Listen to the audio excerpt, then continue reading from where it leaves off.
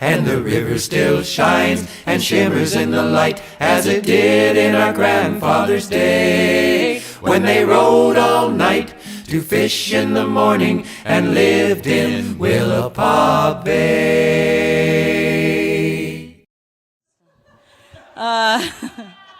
Next up, we have Tele Aadsen, and this is her new book. It is called What Water Holds. Oh, yeah. And it's from Empty Bowl Press, which is Holly Hughes and her partner John Hughes. I don't know what his last name is. Tele and her partner Joel run a trawler out of Sitka. And they also leave from here and drive it up there every year. And Tele was not raised by a Marine, but by a skipper, a woman, a mother skipper. And Tele started driving the boat when she was 13. Well, I mean, onto rocks. Onto rocks. Onto rocks. And she's got a heart as big as Fisher Poets, you know, like she comes in here to do her reading and she's like, do you need some food? I have nuts. Do you need any water? Do you need anything? What do you need? Tele Aadsen, you're what we need. Come and give it to him.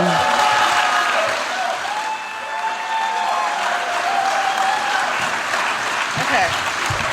Let's see. Wait. Shit. Hold on. Sorry. Oh, you said. Oh, the handle. Sure. Thank you. Still learning. Still learning. All right, thank you, Mo. Thank you, Lara. And we're just going to do this differently because it's better for me that way.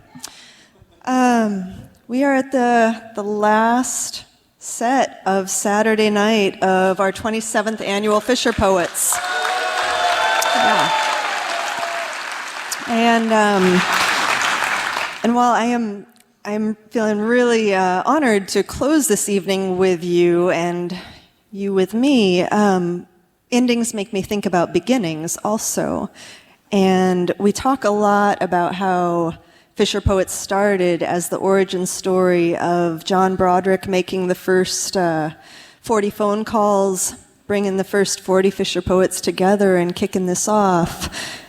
And I want, if we could just take a moment to step the story back to before he made those phone calls and he heard Oregon poet Clem Stark read his poetry about labor, physical labor and work, and craftsmanship, both of words and work.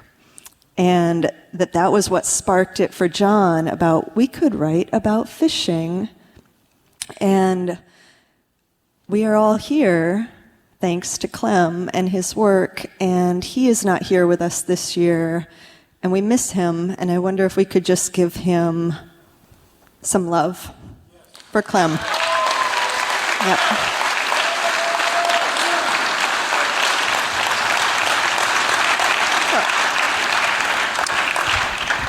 So what I'm going to read is going to take my time. It's one piece, and then we will close up and go to the poetry contest. This is an essay from my book, What Water Holds, and it is called Hearing Voices. Back in Sitka from a long coho trip, I feed 17 days' worth of socks, soap, and quarters into the fisherman co-op washing machines.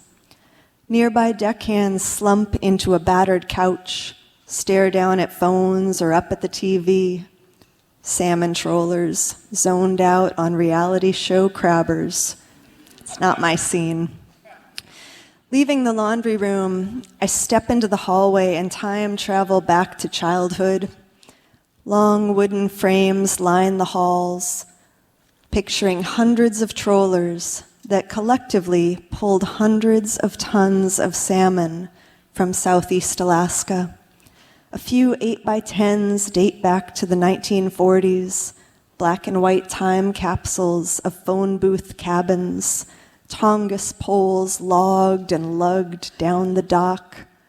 But most are from the 80s and 90s. Boats surging into waves, boats with captains beaming from full fish holds, boats long since lost to fire, rocks, divorce. Boats I grew up with. Over time, I would grow to love the boats and their people by association.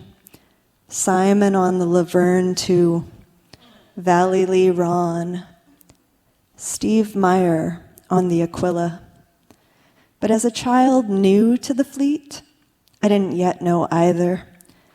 I first fell in love with fishermen by their voices. The VHF was lively then. 9 years old and perched on the pilot's seat, my hand was always poised to switch over, channel 16 to 68, 69. Trolling was a self-professed gentleman's fishery, and the radio was my finishing school for the tennis volley of conversation. To acknowledge your partner's comment, then lob a return query back. The value of being self-deprecating, quick to deflect compliments while building others up. Nothing too over the top, don't make anyone uncomfortable, but encouraging. Nothing going on over here. I can't catch my ass with both hands today. You'll make a day of it. You always do. I absorbed fleet norms and etiquette among the dropped consonants and cadence, identifying partner boats and striving to crack their secret codes. We've got a purple apple over here. You're smoking us. We've only had a blue banana all morning. I tuned my ears to hear what they said in everything they didn't, the balance of being able to whine for days, with an underlying optimism that kept their hooks in the water, the artistry of casual, unself-conscious profanity. I aspired to mimic the exact weary intonation of a perfectly groaned Christ on toast. Fishing stories entertained, but something bigger bewitched me. Those faceless fishermen filled my dad's silences, and I loved them for that. I will always love fishermen for that. Midway down the hall, I stop at a portrait of a steel troller, a man in a painter's cap with his arms slung around a curly-haired woman.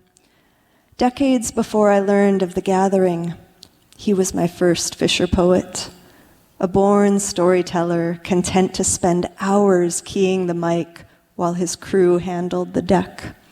Kneeling close to the speaker, I hung on every word. Fishermen don't get much fan mail, but this fellow came back from a trip to a piece of paper tacked to the co-op bulletin board like a note passed in class, his name in a child's scrawl. Who knows the cringeworthy gems 11-year-old me wrote? I like your stories. What I do remember was the breathless admission that I hoped to crew for him someday.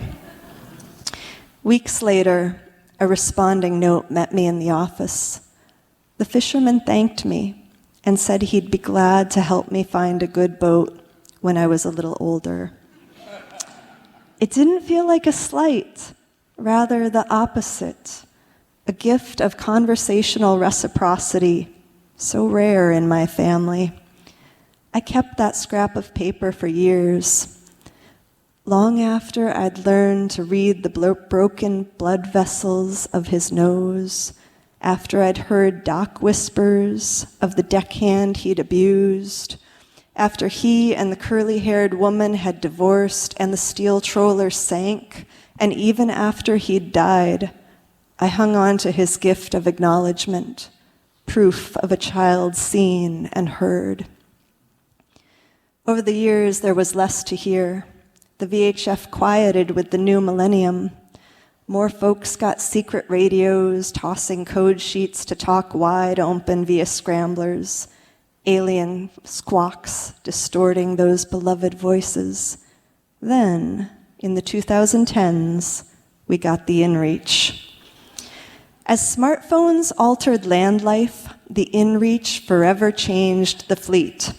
Satellite texting, no need for secret radios, just text your buddy the hot report, 160 characters at a time.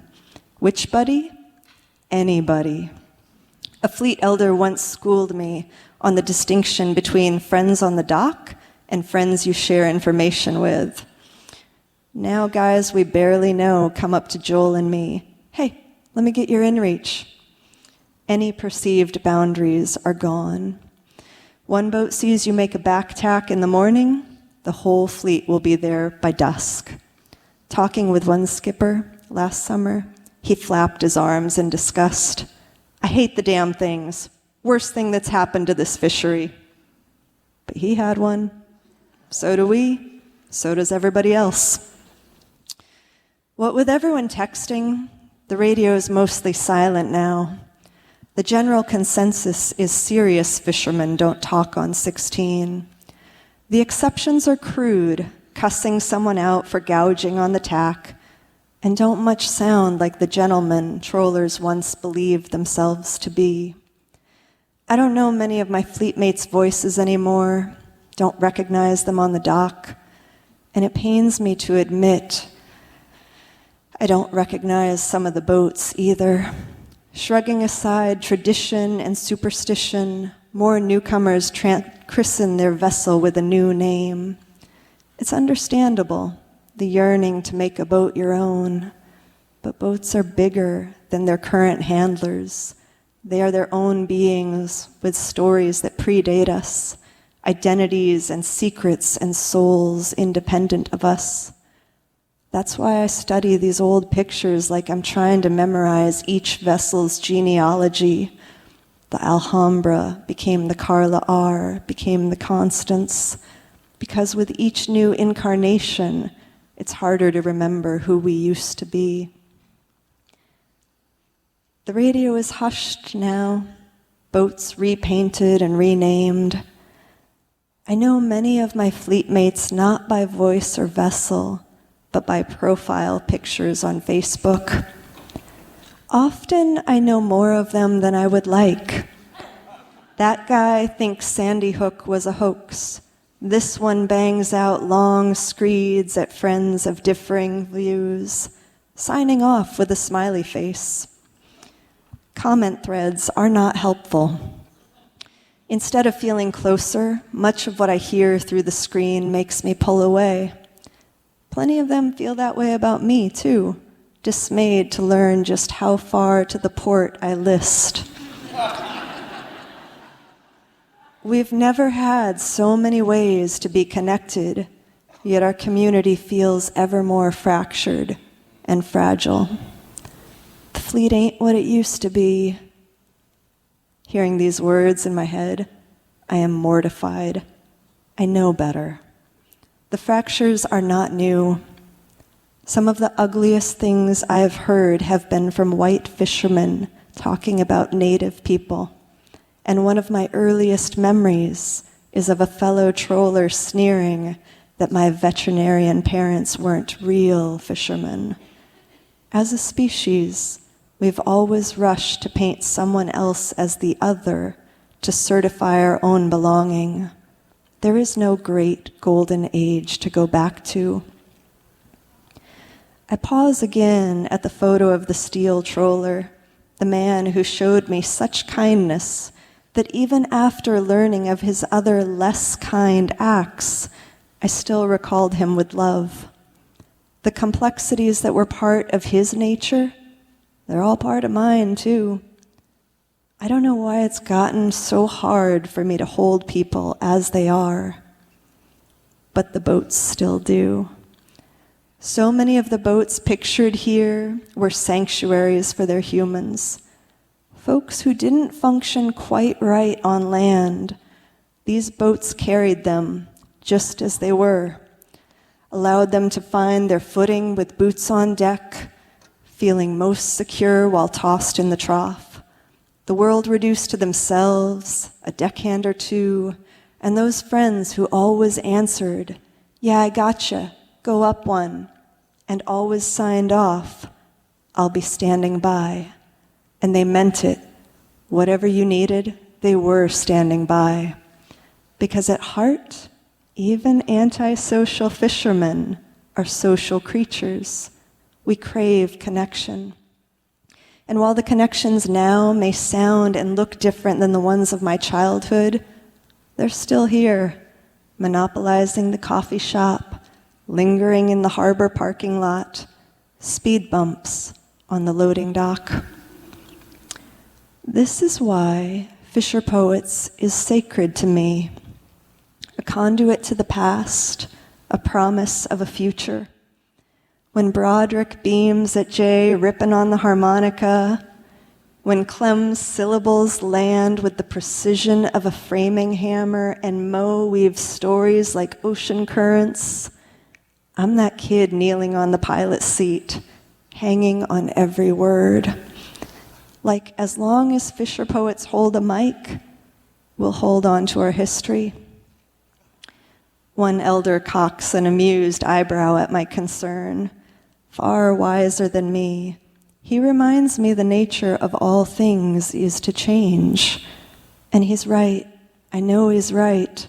To change is to evolve, to adapt new traditions, new rituals.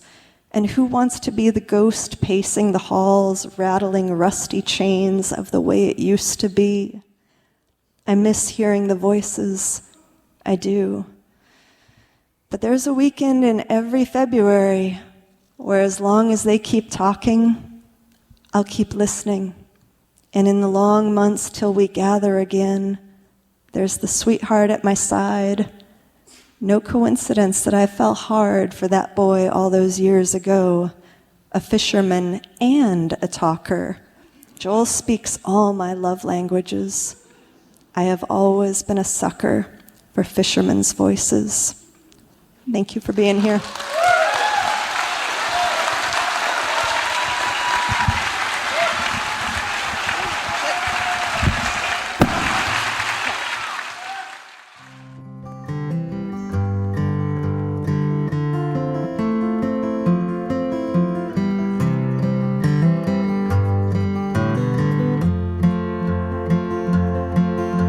The fire burns bright in the farmhouse fireplace.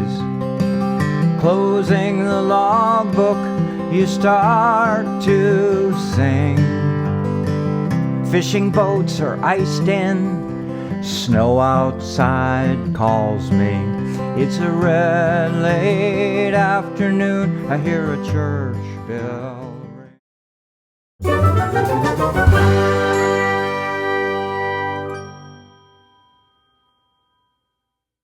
We're here at the Fisher Poets Gathering today, and I'm talking with Britt, who's a second-time attendee. Britt, where'd you come in from for the gathering? I'm from Woodburn, Oregon. How many times have you come for the Fisher Poets Gathering? This is my second year attending. So you like it, so you thought it was worth a repeat performance. Do you see making this an annual event? Definitely, yeah. Love the community here and the small town event kind of thing. It's very cool. So what was your favorite part so far? Not Able Brewing Company. Astoria Brewing Company. They put on a really good show last night, and I think I'll be back there today for round 2 of some storytelling. Super, Britt. Thank you so much for your time today. Thank you.